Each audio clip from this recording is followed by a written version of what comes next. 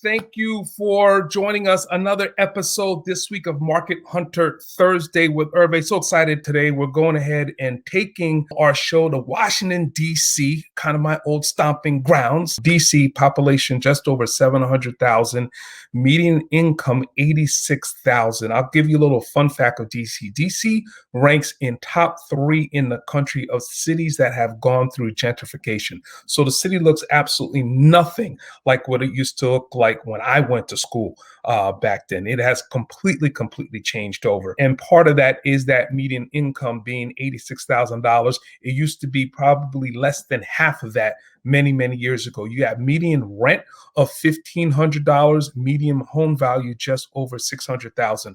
One of the reasons why it's gone through so much gentrification, a lot of employers, big time Fortune 500 employers have moved to DC over the past several years. Obviously, you have Fannie Mae down there. You got Lockheed Martin, Marriott Corporation, Capital One is right outside of DC. And on top of that, you have obviously Amazon putting their second headquarters right in Crystal City, Virginia, which is right across the bridge from DC. We're going to go ahead and get started. Miss Stephanie Assey from Washington, DC. Stephanie, thanks so much for being with us here today. Thank you so much. This is amazing. You know, I really love what you do. Stephanie has another business called We Clean DMV. Stephanie opened up her own commercial cleaning company not too long ago. What is it about Washington, D.C. that attracts you to investing in D.C., especially with all the changes that has taken place there over the past couple of years? The main factor for DC and surrounding areas is mostly the strength of the job market, pretty much being strong, you know, just like the companies you've listed in your introduction.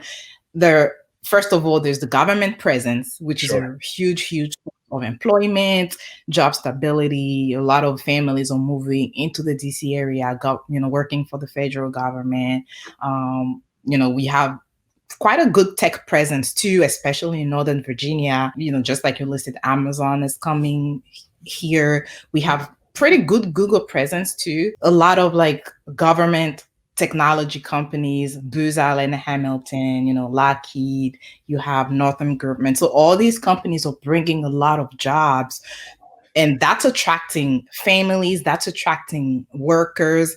And as a result, the housing market is also growing and expanding to DC surrounding areas. So I strongly believe that that's a market that would never, quote unquote, die because of just like all the aspects that I've listed. You also have a major airport. We have 3 airports in the DC area. So travel is really easy. So coming into DC and going out. So those are things that I personally take into consideration when I'm looking at a market. I want to see how accessible it is, how the employment, the job market is, and the potential for growth. Like buildings, like houses are being built consistently. Companies are building headquarters. So it's like a forever changing market that you definitely want to get your feet on the ground and get your piece of the pie. So with that as the backdrop, right, what have you seen that has worked successfully for not only yourself, but other real estate investors in DC to kind of satisfy that demand and that appetite for folks looking for a place to live? What strategies have you been pursuing in the area? So a lot of the successful investors that I have interacted with, a lot of close friends, the major, I would say, successes in DC are around flips. So a lot of people are buying distressed properties, renovating them, putting a lot of upgrades, and then getting them on the market, because buyers, especially DC buyers, families, they're looking for homes that are move-in ready with all the bells and whistles, and they want their countertops. So having that as a plus on the seller's standpoint is a huge benefit. So a lot of investors in DC, in surrounding areas, Maryland, even all the way to Baltimore, they're buying distressed properties, fixing them, and then selling them at a premium. That's been like, I would say, where most of the success is. Now, on the rental side, which is mostly what I go for, is is buy either turnkey or buying a property that I wouldn't say is distressed, but just needs a little work, just a little bit of work, and then getting some tenants in there, long-term tenants. Now the thing with DC is properties will not cash flow. Rental properties will not cash flow right away, just because we are in the like high cost of living area. However, every year your property is going up in value. So that's something that's one great benefit with being in a dense and I would say very appreciating market like DC is like, even though you don't get your extra 300, 400 a month cash flow every month, but you do get the appreciation. You do get your house going up in value because people are moving in all the time, jobs are being created all the time. So properties do see a lot of appreciation. Between cash flow and appreciation, like I'm kind of stuck in the middle, but I like the fact that I can rely on my home going up in value. I can rely on that, and just adding those little, like I call bells and whistles, also help too. Just having some crown molding, like just little things that will help also like put your property up there in terms of like competing with other homes. Do you have a better opportunity maybe for cash flow if you're renting something that you own more at the high end of the market, maybe call it like a Class A building, versus a Class B or Class C building where rents are not as high?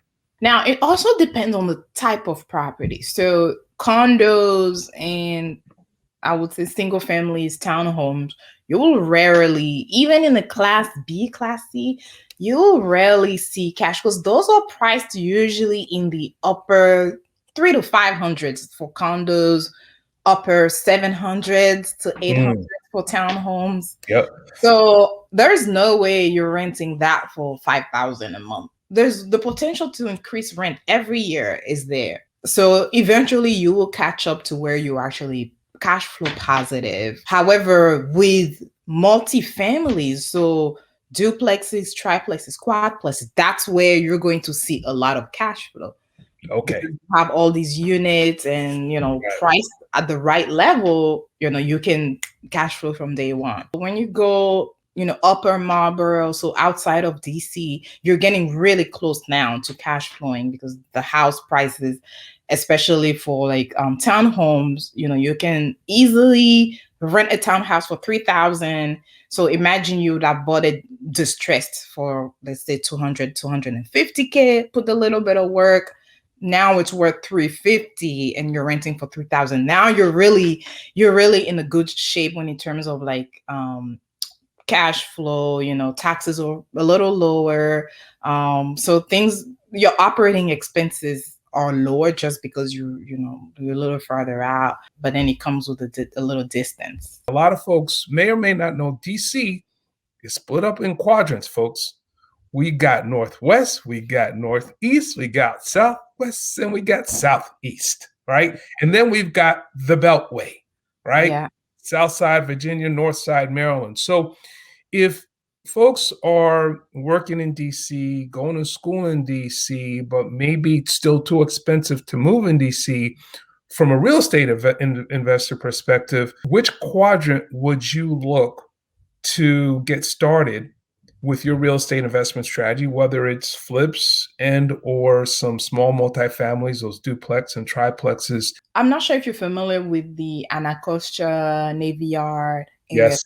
That's an area that has seen a lot of growth. Yes. A lot of growth. And I've been telling people coming in, like, you guys don't underestimate Southeast. And it's also my favorite part of DC, just like the landscape overall. And you have Maryland right a few minutes away. And because of the gentrification that has happened throughout DC over the past few years, a lot of families are being kind of like pushed towards those areas.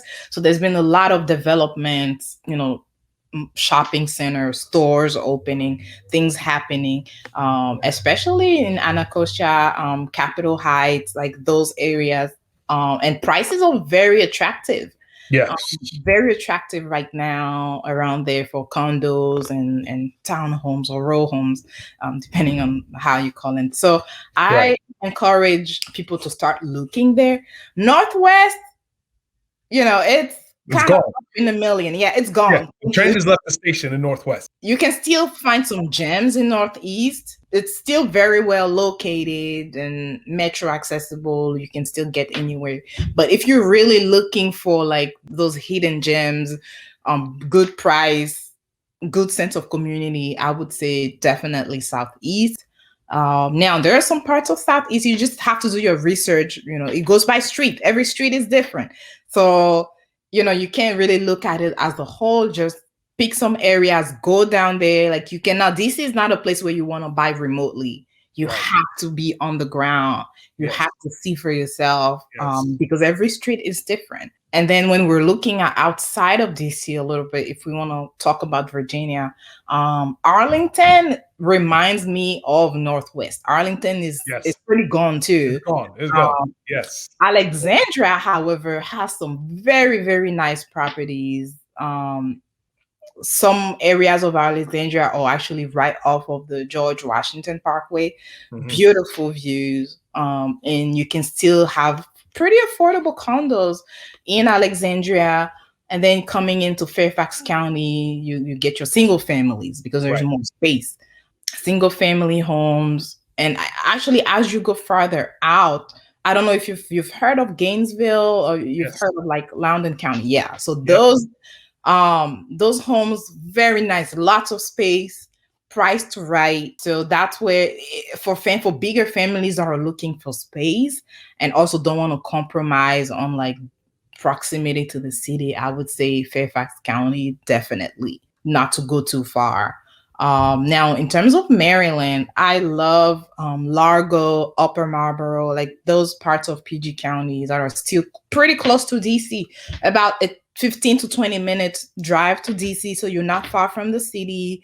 Laurel is beautiful, very affordable too. Very big homes around there. And it's also not far from Baltimore. So you get the Baltimore, Maryland, Marina experience, and then you're still close enough to DC to experience everything that comes with that. So I used to really be a big fan of Montgomery County, Rockville, Bethesda, Silver Spring, Right. super close to DC. But now it's getting very pricey. Very expensive over there. Yeah, very Very expensive. for investors, especially if we're talking first-time investors. So you really want to go to Laurel, College Park. Yes. Those are good areas that are still affordable and still close enough to DC when it comes to commute. And metro accessible too. That's important. The Metro is important, folks. Metro is important in DC. Yeah. Not a lot of parking. When you find the parking, it's expensive. They're going to ticket the heck out of you over there. Yes. Oh yeah. You better either buy a damn good pair of shoes and sneakers, or you learn that daggone Metro system, and it's Right. expensive and it takes you everywhere. But you better live near a Metro. Right. And the closer you are to Metro, the higher the value of that particular property that's near the Metro. No doubt about it. That is top 3, top 4 on a lot of people's list when they're out there going house hunting, apartment shopping in DC. So you think that, going back to Southeast, you think that Southeast is a value play and not a value trap? I think it's a value play. Okay. Okay. Now it's gonna take some time. It's gonna take a little time. We've been waiting. Yeah, but it's We've been a long time.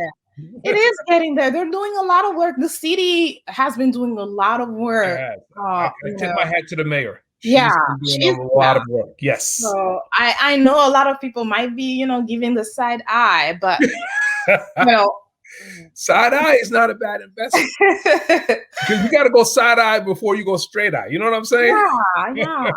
So if you want to be amongst the first that have spotted the gem, now is the time to kind of start doing the research and start getting out there. And some of them are really nice. And like I said, a lot of people are moving away from DC into like Axon Hill, other parts of Maryland. So within the next 2 years, Southeast is going to be in pretty good shape. It's the last quadrant left that hasn't gone through the development such Yeah. as Northeast, Northwest, and Southwest, right? Mhm. I mean, right now you're 3 out of 4 on quadrants that have gone through extraordinary development.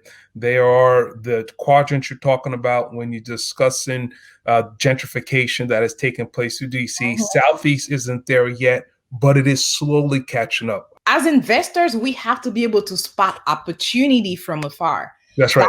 That's where we set ourselves apart from the bunch. Right. So I always keep my eyes out for opportunities, and as risky as they come, As sometimes. risky as they come. Right, folks, DC, it is a hot market. There's no doubt about it. It's an outstanding place to live, an outstanding place to work, outstanding schools. But Oh, yeah. from a real estate perspective, there are some real great opportunities. But you have to, like Stephanie recommends, feet on the ground. If it's not going to be your feet, let it be your partner's feet, someone else's feet. And if you're looking for those cash flow opportunities, Southeast DC is your place to be. Be patient, right? The development is coming. The companies are coming, but you've got to be patient. If you don't want to be that patient, then yeah, you can look into some of the other quadrants, but you're going to have to pay up. You're going to have to pay it up because, again, a lot of those trains, as Stephanie says, has kind of left the station. So to me, there's no city better in this country than DC during the summertime. I agree. It's unbelievable, man. You And got the cherry blossoms just started. cherry blossoms, the Smithsonian, free museums. It's outstanding. So put together a sample itinerary for us if I'm going to come down to DC to hang out, restaurants, clubs, nightlife. If I've got a weekend in DC, where do you recommend some places that we go? Okay. In terms of monuments and museums, I would recommend you spend a day. So you dedicate a day, make sure you see the Air and Space Museum. One of my favorite. All and the beauty of that is that they're all free. Yes. They're all free. Absolutely. They're all pretty accessible within each other. So Right. you dedicate a day, call it a cultural day. You do all the museums. You'll do the Lincoln Memorial. I love the Lincoln Memorial. Go to the fish market. Get you some crab legs. So definitely do the wharf. It's beautiful. And now they have added a lot more shops coming from the fish market down a little bit. And there's this huge tower. It's like a restaurant / lounge right at the top of the building, right on the wharf. It's gorgeous at night. Go to Georgetown. You want to go to Sequoia for brunch on Sunday. The Sequoia is still there. It's still there. Thanks so much for being us with today. We learned so much. I'm excited. I mean, I've got some stuff in DC that's been doing extraordinarily well. So I back up Stephanie 100% on her comments in regards to neighborhoods, real estate strategies, and so on and so forth. Folks, tons and tons of opportunities. Thanks so much for being with us today. I wish you guys a very safe, healthy, profitable week. Until next week, we'll see you again.